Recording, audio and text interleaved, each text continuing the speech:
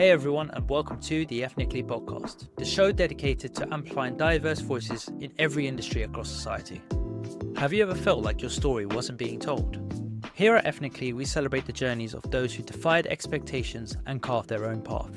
We delve into the unique experiences of ethnic communities and the incredible things they've done to leave their lasting impact on society. My name is Adarsh Ramchurn, founder of Ethnically, and each week you'll hear inspiring stories of people who broke down barriers and redefined success. You'll hear stories of resilience, innovation, and the power of community. Whether you're an aspiring creator, entrepreneur, changemaker, or someone who just wants to see a more equitable society, the Ethnically Podcast is your podcast. Make sure to follow the podcast on your preferred podcasting platform so you don't miss an episode. Now, get ready to be inspired by journeys that are anything but ordinary. So, let's get ethnically. Hi everyone, and welcome to the Ethnically Podcast. On today's episode 6, I'm joined by Ala Ho, who is founder and CEO of Andhuman. Ala, do you want to say hi to everyone? Hello, hi. How's it going? How's your week been? It's been great. I just came back from a festival, a design festival in Barcelona, so that was great. But then I felt super sick, as I do every time I come back from a conference. So, But today I'm back to my normal self, so thanks. Yeah, What about no, you? that's amazing. Yeah, no, I'm doing really well. I actually was not feeling too well myself last week, but feeling much better. I'm really excited to have you on today's episode because we're going to be talking all things brand, not just what you're building with Andhuman, but also your own personal brand and your own story, which is really, really interesting. I've asked ChatGPT to sum me up in 3 words, Whoa. and they came up with master brand builder. Oh, wow. Yeah, Okay. yeah, it's a Okay. big statement, Big isn't it? words. So yeah, I'm really, really excited to have you on today's episode. As a first question, as a bit of a warm up, could you tell the listeners a little bit about yourself, your background, and your journey to date, basically? Oof. Okay. I'll try to not spend the 45 minutes talking about that. So my name is Ala. I am somewhat Polish. And the reason why I'm saying I'm somewhat Polish is for the listeners who are listening and not watching, I am basically a small Asian gal. So people always get confused when I say I'm Polish. But my parents are Vietnamese, and therefore I'm Vietnamese originally. But I was born and raised in Poland, lived for most of my life there, or at least like my formative teenage years and just growing up until I was 16. And then I moved out when I was 16, went to the US, did part of my high school there. And then since then, just been hopping around the world, trying to find my place, really. And right now I'm settled in Geneva in Switzerland. Yeah, so I am definitely a third culture kid. I call myself kind of like an in-betweener. Never really settled anywhere, but also, yeah, just having a bit of a difficult time putting a category on myself. And I think you can see that theme across everything that I do. Yeah, and in regards to what I do for work, I work at the intersection of business, design, and technology.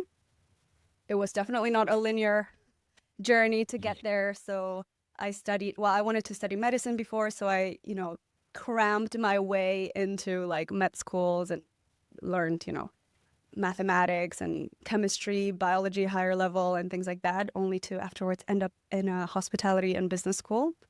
And then afterwards, worked in hospitality for a while, ended up at a tech startup, loved just the dynamics and the growth and everything. Ended up working a little bit in business development there as well as marketing. And marketing was really like the place where I was like, okay, I could see myself here just because there's so many different topics that I could still explore while I become better and better at marketing and storytelling and so on and so forth.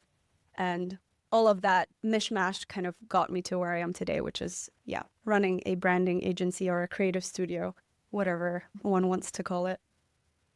Yeah, no, amazing. It's really inspiring hearing your story because, being able to gone through all those experiences, and we're going to touch on some of those experiences in a little bit of detail. But yeah, just hearing your story, like being 6 countries, being able to like learn, develop in those different countries. I mean, my next question, like, what is if you could pick one of those experiences when you were sort of growing up and moving around different countries, what's one experience that really shaped you? And like, I know you talk about belonging brand, so does something from your upbringing sort of influence that?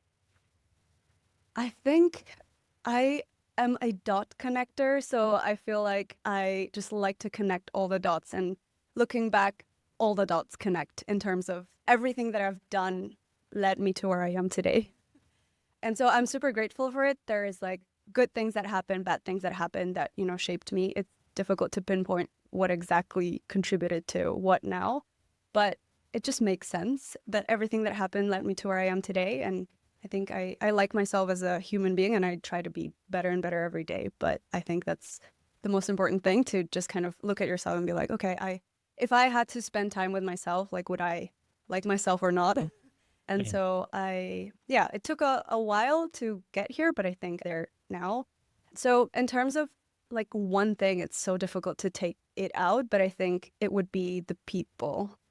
So I lived in like huge cities, in tiny little towns where there were literally cows around me, and I always had fun or managed to have fun. And I think it was all because I found my people. So so home is where people are, I think, or people who are aligned with you and that you enjoy being with, and where the people with whom you can be yourself with. I think that's what makes you you.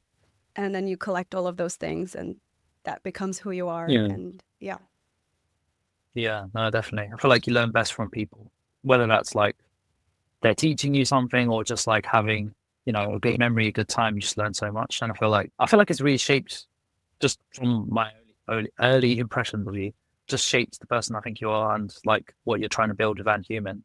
I know you mentioned like growing up in Poland, and when we spoke offline, you mentioned around, being one of the only Asian kids in Poland. Like that must have been a really tough experience at first, but also kind of alluding to what, you're speaking about in terms of your experience. Is there like a something that you learned from an early age that's you kind of carried forward? Sure, yeah. So I wasn't the only Asian kid in Poland, for sure. There's a really big Vietnamese Yeah. community in Poland. But I think when I was at school, I was the only Asian kid at school, at least. And I think over time, we started meeting more people that were similar to me, so other Vietnamese kids, basically.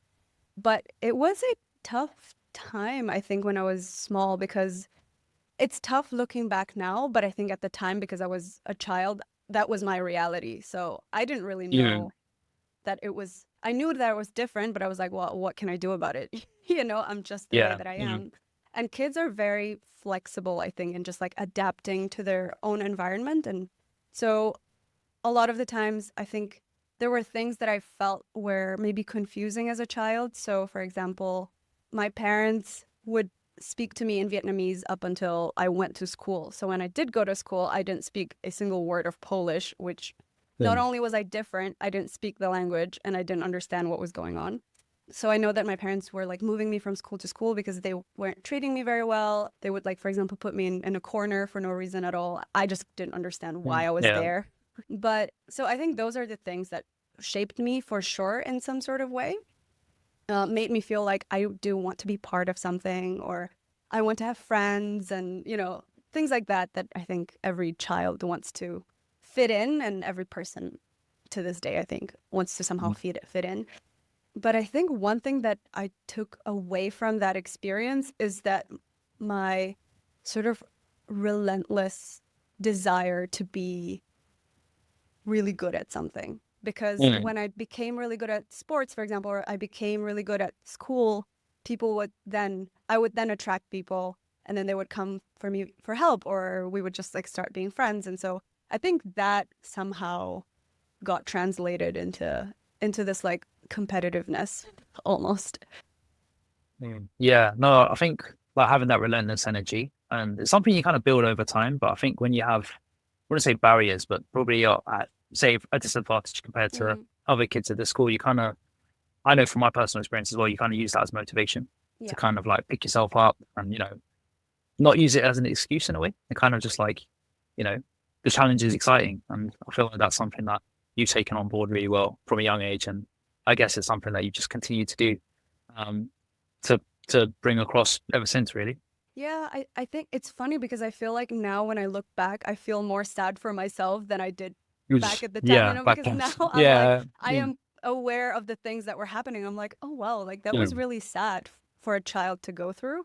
But I don't remember feeling that sad when I was younger. I'm sure that it stayed with me somehow, but yeah, I didn't necessarily feel that way. And because of that, honestly, there are so many things that I did that I am not very proud of. For example, like I really chased sort of almost popularity in a way, and just like did Yeah. things that now I'm looking back and I'm just like, oh my God, that was so uncool.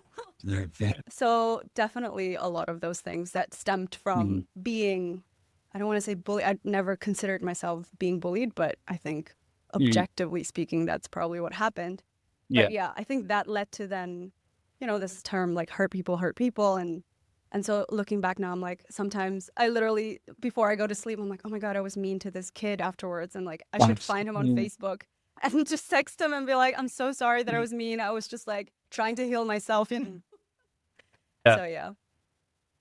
No, I get that. I feel like every kid is like that though. Like they definitely have that period where they're like, everyone's mean to someone when they're younger, and then you just grow up to know that, oh, that was the wrong thing to do, and I guess that's what you learn from.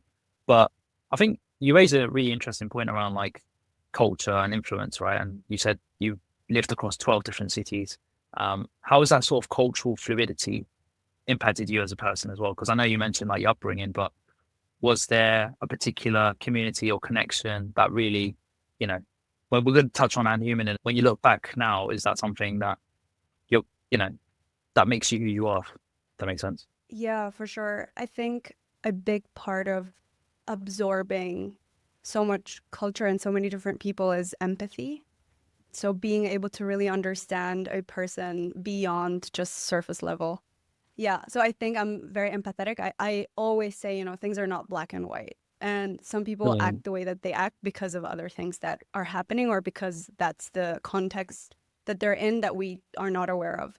So I think that nuance of understanding that not everything is so easy to explain, and you don't just have to pick a bucket of like, okay, I put this person in this bucket, or they think about it this way, and therefore I will not be friends with them because they have a different opinion than me.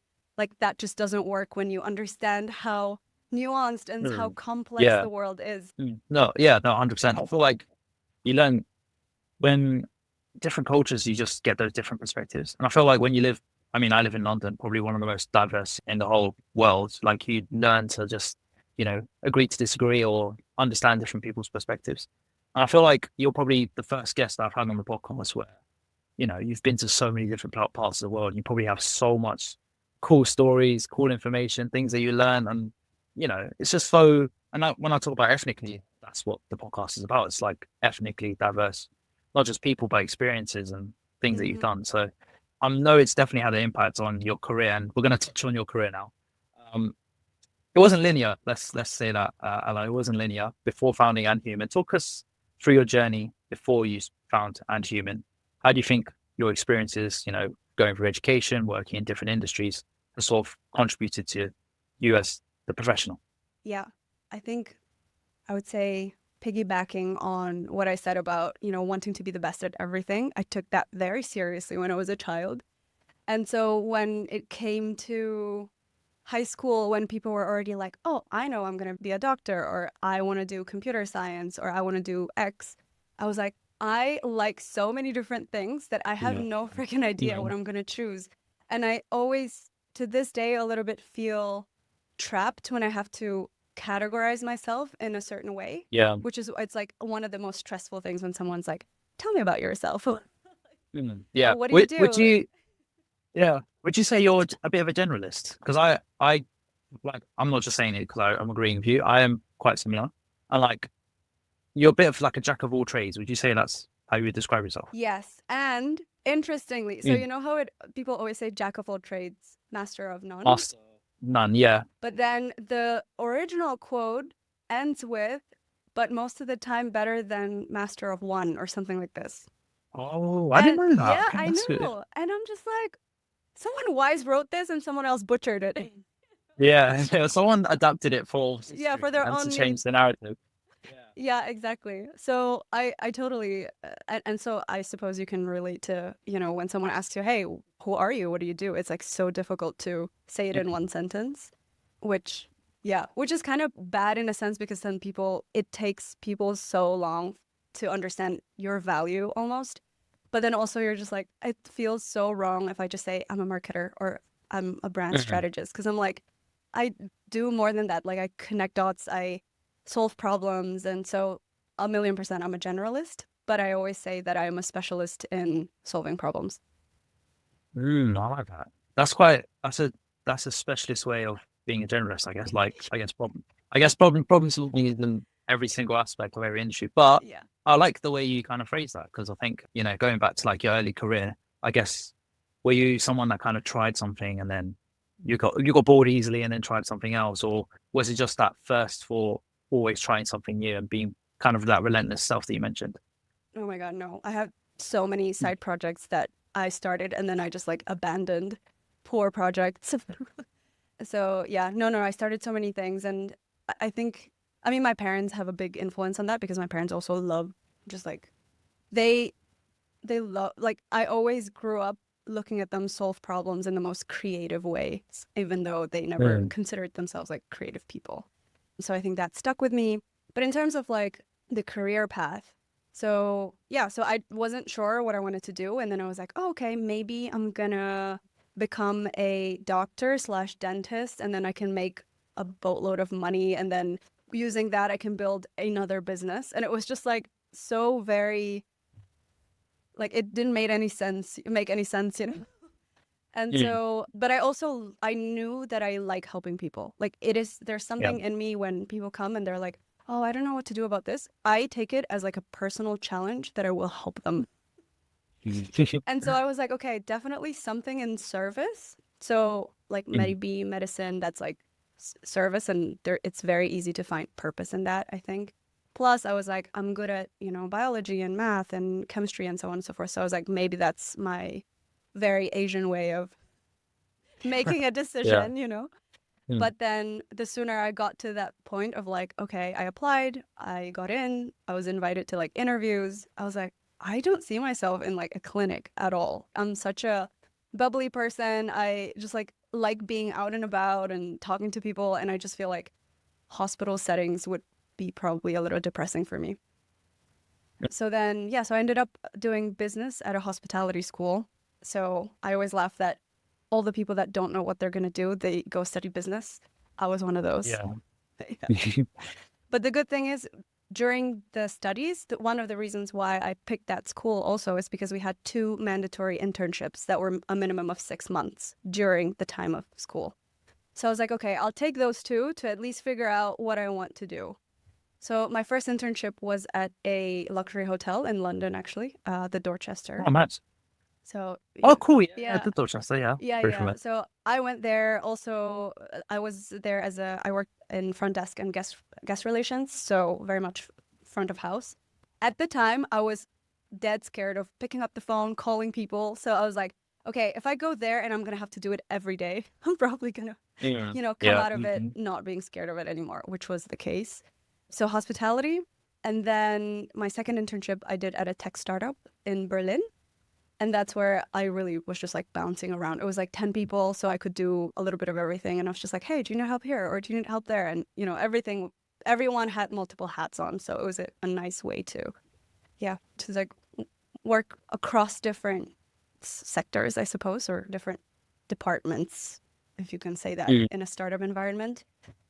Then I graduated. I knew I wanted to open a business. So I was like, for sure, I will need marketing. Let me try to apply Well, to a marketing company. So at least when I finish that, or I will have enough knowledge to start something of my own. I didn't even know what it was yet. So I stayed there for 2.5 years. I learned so much from the guys there. It was really, really amazing. I was the 5th employee, and when I left, I think we were 10 or 12. Like, it was a really oh, nice. fast Yeah. growing company. I was thrown into the deep waters because I just graduated, and then I came and they gave me these like monster clients, hey, Yeah. take care of them. I was like, okay.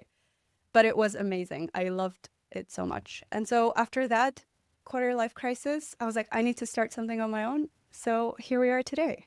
But looking back, all of those things for sure connected. Hospitality, the way that I can speak to clients, sell my ideas, not being too scared when it's like a really high profile person, which is something that I learned at the Dorchester, which was a nightmare for the first 3 months. I hated my life and was No. literally coming home crying every day. Oh. So everything ended up here, and I'm very happy with where I Yeah. am. So yeah. Yeah. It feels like a messy journey, but the journey that's got you to where you are. And you said you're a dot connector, but I can connect your dots and see, why each part of your career has led you to where you are. And it leads me nicely on to asking about Andhuman. So you mentioned you're a problem solver, you're a specialist in problem solving. So what is the problem that Andhuman is trying to solve? What was the origin story? What prompted you to start Andhuman? I think 3 years ago now. 3 years, yes. From my research. So what's been the story of Andhuman?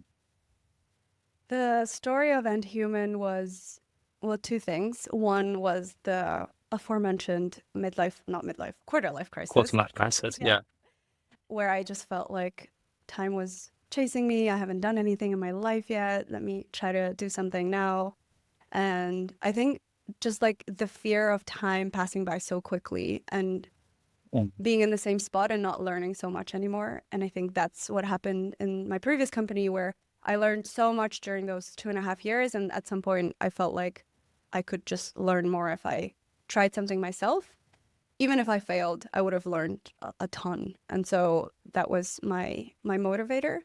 But the second thing is just I love solving problems. Like I just like working with cool people and cool projects, and having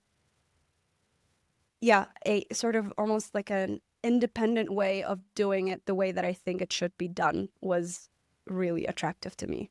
And then in the previous company, I worked primarily with really huge corporations, and they would bring in, $8 billion a year, like huge conglomerates.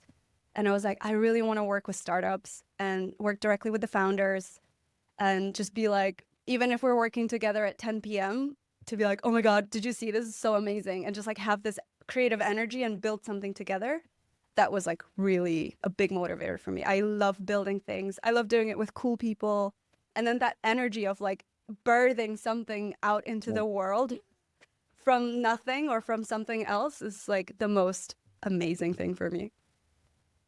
I can just see the energy shift from when you were talking about the Dorchester Hotel to like talking about like you're full of energy there. Sorry, Dorchester. No, but like I'm pretty sure they won't be listening. But I think that's really inspiring. Like hearing, you love to solve problems, and I think you really are solving a big problem, which is branding for startups. I mean, I can speak from my own personal startup with Ethnically. Branding is like the number one, especially in today's economy. We're like talking about the creative economy a lot nowadays. I feel like everyone wants to be a creator. Everyone wants, master branding and marketing. It's like the number one. I think it's probably more, well, sales and marketing go hand in hand, right? But if you don't have good marketing, you don't have good branding, no one will buy from you. So I feel like you're really solving a problem. And then for startups, where do you even start? No pun intended, but where do you even start? It's really hard to find that. So yeah, I think you really are solving a really important problem. In terms of, I know we kind of spoke a bit offline about the social impact side of things. Obviously, having that positive change when you're working with these brands, these startups, what's something that you really want to, if you were to sort of summarize Andhuman and the work that you're doing and the clients you work with, is there one, like a particular case study that you'd be interested in sharing? And two, is there like something that you want to keep building, keep working on in like sort of the next few years? Yeah. I think we want to start a movement for people to treat branding and marketing more as a human thing and not as a means to get more money.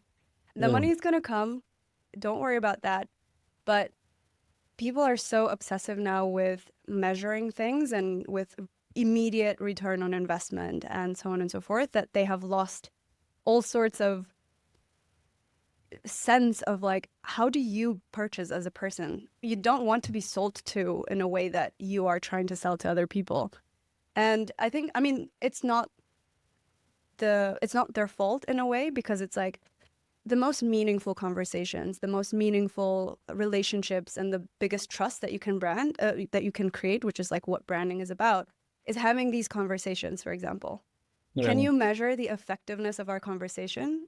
You can't. Can you measure how much rapport we have built during this conversation? We can measure how much time we've spent with one another here, but anything that is really meaningful is at least now not measurable. And maybe I don't even want it to be measurable. I don't know. But so because of that, we have all of these other things that are measurable, such as likes, engagements, followers, and so on and so forth. And we obsessively measure them, not because they're important, but because they are measurable. And so I always say, don't do things in the digital space if you wouldn't do them in real life to a different person. And somehow we kind of like lose all sense of that when we jump from real life to like digital space. And so that's what we're trying to do. It's definitely an uphill battle because it's so difficult to tell people, trust us, just be extra nice to this person or exceed their expectations. That's going to come back. I know you can't measure it right now, but just that's how trust and that's how humanity is being built. And you're going to be able to solve so many more problems and that money is going to come for sure. But yeah, it's difficult to sell that because it's like, what is the result that I'm going to get from listening to you other than the fluffy things that I'm promising? So one of the examples that I can share is, for example, we had one client that every Christmas, they would send out an email that says, hey, within this month, if you order, we will send you a goodie bag or a gift bag. And then we started working with them. I'm like, why are you announcing that? Like, if it's a gift bag, gift it to them, like, why would you that's true. Yeah. But it was like used as a strategy to get more people to buy so that they can get this gift bag. The gift bag. Yeah. And so you could see like a little bump in the sale because it was like, hey, if you buy this, then you're going to also get this gift bag. And I was like, I promise you, try it. I know that you've done for the past, I don't know how many years that you would announce it and you would do ads about it and send out an email. But this year, don't do that. Just send it out to whoever it is that will purchase your product between this date and this date. And lo and behold, so much content on social media of just people being like, oh my God, this is so amazing. I didn't expect this.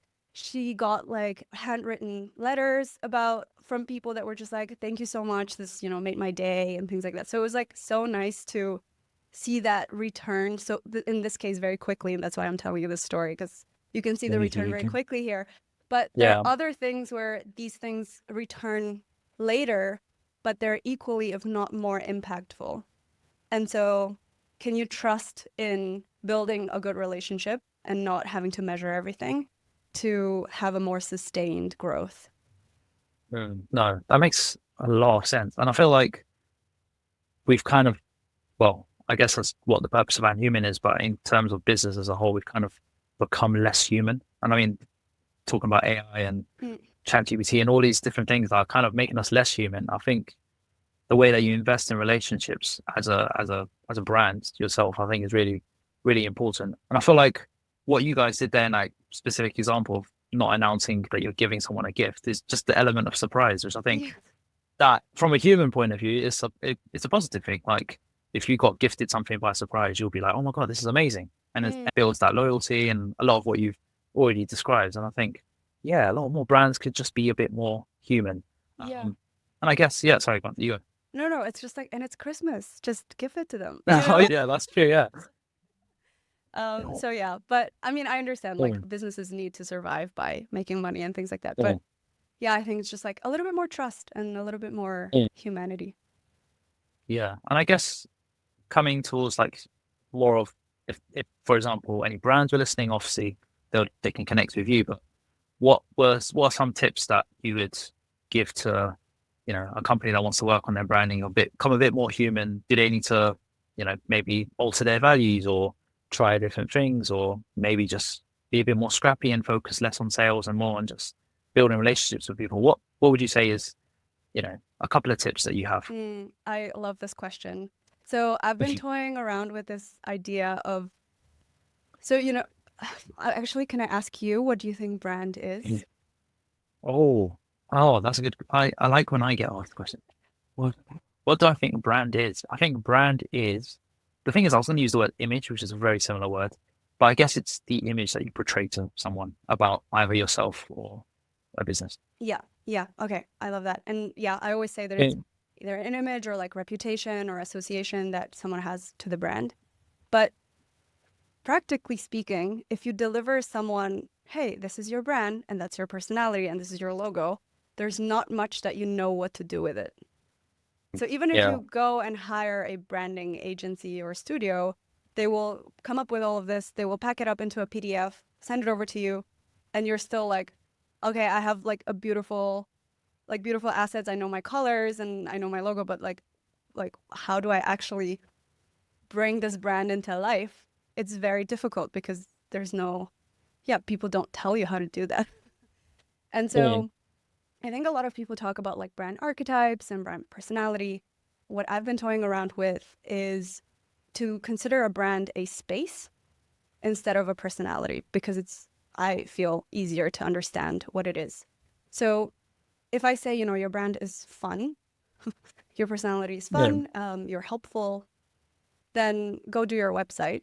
You would be like, okay, oh, wow, I have a little thumbs up here. You would try to do the website, but it doesn't give you that much to play with, right? There's not much that you're like, okay, I have proper guidance on how to do it. And now imagine if your website or anything that you're doing in the digital space is actually a physical space. And it's a place that you are organizing, you are the host, and suddenly you're like having to ask certain questions. Who do I want to invite? How do I want to be as a host? When they do come to my space, so that could be your website or socials or whatnot, how do I want them to feel? What do I want them to take out of this? When they leave, how do I want them to feel then? Do I want them to then continue and be like, oh my God, this was the best party ever. Let's go. Talk about it to everybody. That's like the ideal. You want to foster that word of mouth and so on and so forth. What sort of relationship do you want to have with that person? If the person comes, can they talk to other people that are within this event? Because that's where, you foster belonging and so on and so forth. And suddenly you have so many ideas to put into either your social media or your website, because you thought about it in the context of a physical space where people can belong rather than just a personality or a logo. I hope. Does that make sense? No, that makes a lot of sense. I really like that. I think that's a really good answer because, like, again, it's kind of on the notion of like just making things more human. Like thinking of your brand as a space, as a physical, means that you can actually, how do you actually want people to feel? Say, for example, I've got this space and I want people to come in. Well, when they come in, I want them to feel this. I want them to see this. I want them to ask this question. I want them to receive this. Like you're making it like an experience, which is what I've kind of gathered from your answer. Exactly. And then also that takes away how sometimes, for example, when you want to communicate something, you're like, I have to cram it all into an email. I have to cram everything into a post.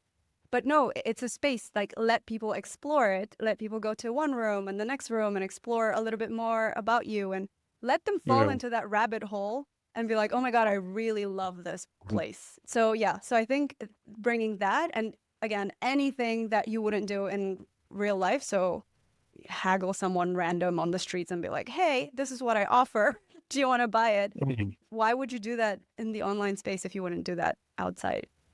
So that's sort of in a nutshell, I think, how I would approach a brand if you're a brand that's wanting to become a little bit more human.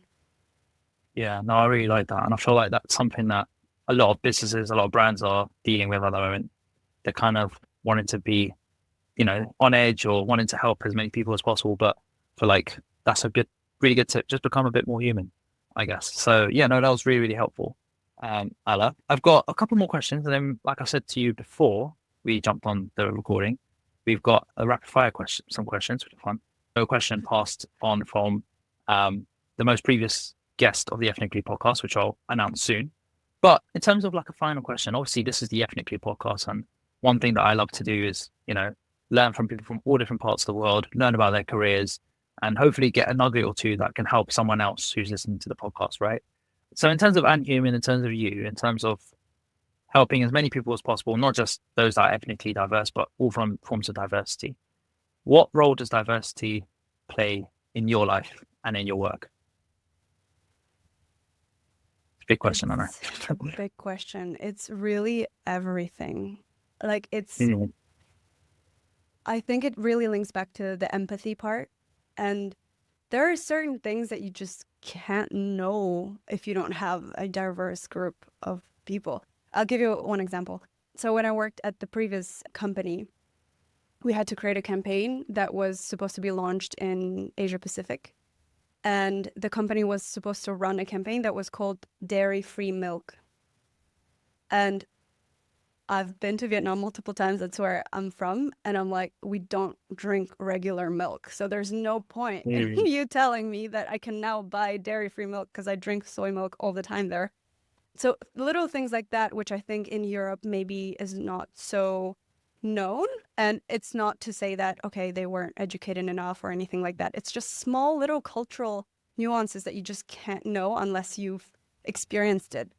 And so I think just having that and that sort of insight into the smallest things make you feel like make the brand and make people like I think it becomes a little bit more inclusive in that sense that you just like understand their needs better because you have someone else in the team that, for example, has gone through it or whatnot. So I think you can't discount diversity in those situations, and those don't have to be huge situations. It might be literally just that. It could just be like someone saying, hey, no one drinks dairy in Asia, like in Southeast Asia. Maybe we should change the messaging or, yeah, just little things that are continuously coming up. I really like how you emphasize like little things, because little things, we're not asking for people to rip up the rule book and rewrite it. I think it's just, making those subtle changes, maybe just doing a little bit more of your research or inviting someone who probably hasn't spoken to speak. You work with a diverse range of clients from probably all parts of the world or different parts of different age ranges, genders, sexualities. And I feel like it's so important just to I feel like the message I've got from today's episode is like, just understand who they are as a human. And exactly. It links really nicely. Yeah, thank you. Yeah. And just like, don't be afraid to not categorize somebody. And don't be afraid to not categorize yourself. It feels a little bit scary at the beginning, but there comes a time where we're just like, hey, everyone's an onion and there's so many layers to us, and it's okay not to have to like subscribe to this way of thinking or being part of this bucket. It's okay to be the in-betweener. Yeah. No, I really, really like that. I've really loved having you on today's episode, and this is not the end because I've got a couple of rapid fire questions for you. I really enjoyed listening to your story around Andhuman, and I think there's so much that a lot of us listening, me listening included, that can take on board with our work. I think the branding side of things, understanding how to be, more human in the digital space. I think there's so much that people can learn from. I'm so happy. Thank you for having me. This was really fun. Yeah, no, I really loved having you. And the fun is not over because I have 3 questions. So these are quite random. So you've got like to think quickly on your feet. Okay. But the first random question is, if you could transport to any city to live for just one day, where would it be and why? I think at the moment, Amsterdam. Oh, that's interesting. How come? Yeah, I went there just once and I just saw that there were so many bookstores with like coffee shops, and I love that combination. And I was just like stopping in every single one of them, and I wasn't able to stop in every. So for one day now, I would go to Amsterdam. Yeah. Okay, I like that. For one day, that's a good shout. Okay, nice. All right. What's one belonging brand besides Andhuman that you think is doing really, really good work right now? One belonging brand that's doing really great work. I think Notion. Oh. Yeah. Do you use Notion? Yeah. I'm like, to be completely honest, I'm a bit hit and miss with Notion at the moment, mainly because I'm not as tech savvy. Yeah. But I know a lot of people that really like it. But yeah, why do you think Notion? Don't you feel like everyone that's using Notion or like loves Notion really loves it? It's like they will die for Notion. That is so true. Yeah. And every single time you meet someone else that uses Notion, you're like, it's good. And I think they were able to really make that happen. And they barely did any marketing. They just like allowed space for the community to do their own marketing because people were just like so obsessive with the product. And then there was this guy that was, when Notion just started, he created his own community, and he was like sharing tips on Notion and like templates and things like that. And Notion literally hired the dude to be their community manager. That's crazy. So it's like just like really smart decision making. Yeah, really out there. I feel like from Notion is probably like mastering the product, making it so good that people can't stop talking about it, I guess. Yeah, and then allowing space for people to continue to talk about it and then make money from like the templates. And then, I think they're doing a good job. I really like that answer. So I was worried that that question might throw you off, but you came up with a really nice question. And then again, kind of linked, final rapid fire question, kind of linked to your background. You've lived in so many different places. What's one dish from one of those countries that you lived in that you could eat every single day for the rest of your life? Oh my goodness. I think that must be dumplings. I'm a dumplings girl. I love any sort Nice. of dumplings. Nice. I Yeah. like that. Yeah. What would yours be? Really. Oh gosh, you're putting me on the spot now. Rapid Do you know fire. what? True. When I went to Greece, I had a lot of tzatziki. So I feel like Yeah, I do that's good. like my fresh foods. Yeah, that's very fresh. So I'd probably say that it's quite healthy as well. Yeah. I'm trying to get a bit You more should do healthy. that today. It's so Um, easy to make. that is true. Yeah, I should do that actually. Yeah. For context for everyone listening, this is Friday evening, so You on a Friday definitely. evening, just like chopping your Yeah. garlic. Yeah, making my tzatziki. Yeah, I think I might do that after this. But before I get to do that, Alan, you've got a question from Saeed Acha, who was the last guest of the Ethnically podcast. He runs a youth charity focusing on empowering young people, mainly focused in Manchester in the UK, and the North region of the UK. So his question is actually around young people, which I know is we haven't really spoken about, so it might be a bit off there. But his question to you is, what will you do to throw open the doors to young people? To open the doors for young people. Mhm. So it's interesting because I don't know if I mentioned this, but I teach at the Lucerne University of Applied Arts and Sciences. Oh, no, So you I, didn't mention that. yeah, No. so I teach Yeah. young Okay, cool. people. Nice. I think one thing that I would say if I had to pick one is just ask. Just ask for Cool. things that you Mm. want. Yeah. And like don't be afraid to not go the usual route. I never got a job through just regular application. Like I always went some random way. Mm. So I think that's sort of something. It's like sometimes you feel, especially as introverts, and I consider myself, well, now I'm more extroverted, but I used to be really, really introverted. And so I want to tell and I always tell everyone, hey, if you're introverted now, like this is not the end of the world. Like you can still, you can still do great things and use that to your advantage. But just ask for things. Even if something is like, oh my God, it's so stressful. I'm seeing this person and you will never see that person again. And they will not remember you, even if you stumble or, say something stupid. Just like go and do it. Because people who ask for things get those things. So yeah, I think that's Yeah, like, I like that. No, that's perfect. I think it ties really nicely because we started the conversation talking about your early career, and just to wrap it up, you've got a really good piece of advice that will help throw open the doors to young people. hopefully, fingers So yeah, crossed. that's a great answer. Thank Fingers you. crossed. Before you go, Allah, you actually have the opportunity to pass on a question to the next of the Ethnically podcast. It could be anything on the themes we discussed today, or around ethnically diverse stories, cultures. What question would you like to pose to the next guest? I am gonna go with something positive. So, when was the last time that you did something after which you went home and did your thing, went to bed, and you were like, "Oh my God, this was such a freaking amazing day." Oh, I like that. That's so good. I love the energy in that question. That's like really mood lifting. The next guest of the episode is gonna have like a really positive, Yeah, glorious. I'm gonna definitely listen to the next episode. So I hope Oh, it nice. was like See, something amazing. that's how I get my engagement. No, I was joking. Yeah, no, I Fan. really like that. Yeah. Okay. So, what is one thing that? Could you repeat the question one more time? Yes. Oh my God, I'm gonna try not to butcher it. So, what is the last thing that you did that after the day has finished, you went back home, you did your thing, you went to bed, and you were like, "This was such an amazing day. Like Amazing it day. was so I awesome." like that.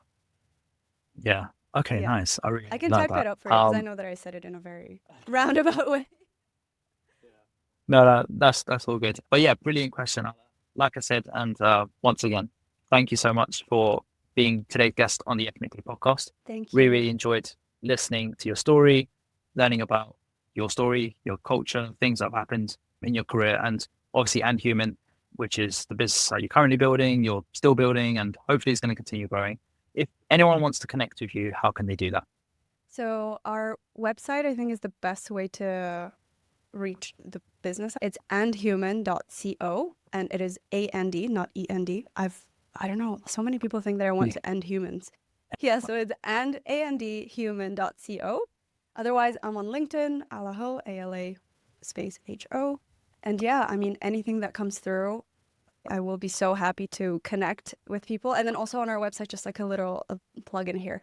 We have a bathroom on our website, and I did see that. Yeah, did you sign on your, so everybody can type their message into the wall, and that will basically reveal itself on the wall, and it will be there forever for other people to come and see you and be able to connect with you, even if it's through our bathroom wall. I did see that. That was really, really cool. So yeah. Definitely check out Andhuman. We'll leave the links in the description.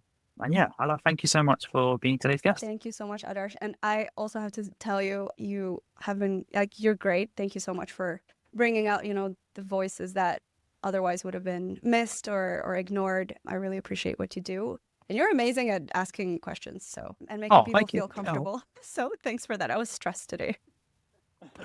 No, you did an amazing job. Thank you so much, Ala. And have a great rest of your day. Thank you. You too. And there you have it. Another inspiring story on the Ethnically Podcast. Wasn't that incredible? If you have enjoyed this episode and have been loving the Ethnically Podcast, please give us a rating and review and let us know what you think. Make sure to follow Ethnically on all social media platforms, from LinkedIn, TikTok, Instagram, and YouTube. And if you're interested in sponsoring the podcast, or want to join the Ethnically community, or just want to reach out to me, please email me at adarsh.ramchurn@ethnically.co.uk. We've got another inspiring guest lined up on our next episode, so please make sure you hit the subscribe button and stay tuned. Until then, this is your host, Adarsh Ramchurn, signing off from Ethnically.